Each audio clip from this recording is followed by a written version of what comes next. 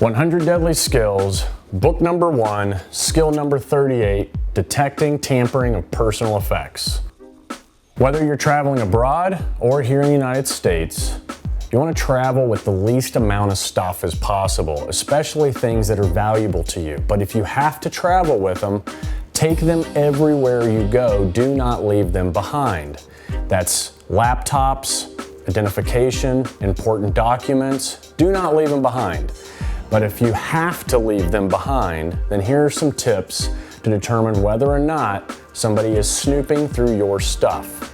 Number 1, space and depth. This is a technique just leveraging the space of your thumb or any finger that you can put between what's valuable. In this instance, it's the laptop where the USB ports are and a coffee cup. And that space between the coffee cup and the USB port should always be the same. And you're setting the distance with your thumb or a finger, and when you come back, that distance should be exactly the way you left it. If it isn't, then you know someone's probably been trying to get into your computer because the USB ports are the most vulnerable part of a laptop. Technique number 2, cardinal bearings. Really easy. You want to place the coffee cup lid hole in line with due north or south or east or west. This is really easy these days because you can literally use the compass app on your phone, and now you've just left a trap and you can be able to determine whether a bad guy has messed with your stuff or not. Technique number 3, traps. These are more traditional, what you probably used when you were a child, using dental floss or tape to determine your brother or sisters are getting into your stuff. In this case, when you're traveling abroad, you want to use items natural to the environment. In this example, we're using thread off of the bed because when it falls onto the ground, it blends in with the carpet and it's natural to the environment.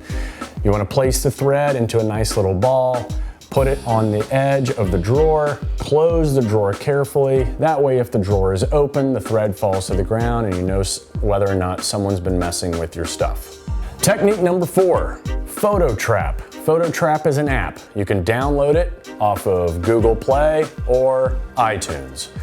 This app, you click on it, opens up, and it'll allow you to save under any name you want each image.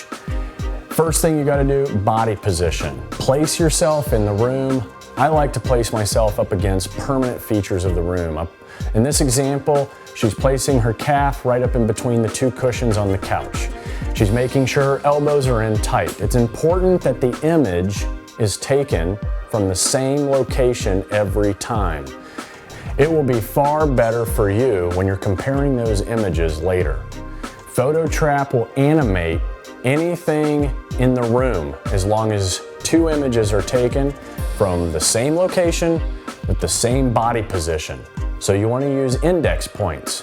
You can either place yourself up against a wall in the room and know exactly where on the wall you are leaning, or in this case, placing your calf in between 2 cushions on a couch and making sure your elbows are in tight because you want the camera to be in the same place for both images. Take your shot, leave. Once you've got it, you've trapped the room. When you come back, immediately go back to the same location, in the same body position, take your second shot. You'll use a ghost image to align all of those permanent features in the room. The permanent features could be a picture that's bolted to the wall. It could be the desk. It could be shelves. It can be a light switch. Anything that can't be moved is what you want to align the picture to, and then take your second shot. Now you're ready to compare. You can tap the screen or you can put it into autoplay mode. You can zoom in and zoom out and see anything that's been disturbed time and time again. If nothing's been disturbed, then you're good to go.